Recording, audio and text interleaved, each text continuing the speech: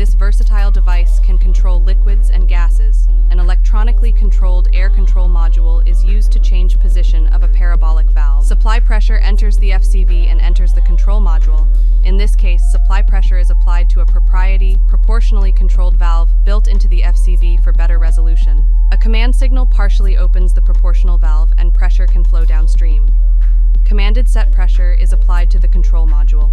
The inlet valve closes when parabolic valve set position is reached.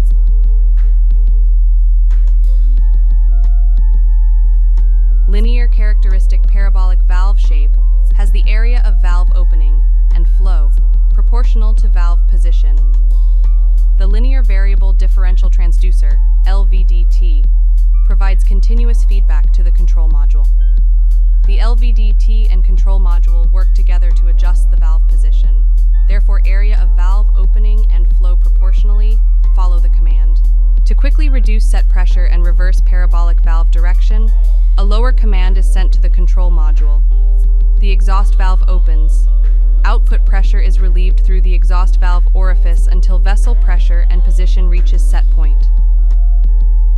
Here you can see output pressure being exhausted from the FCV through the control module. The FCV can be ordered normally closed or normally open.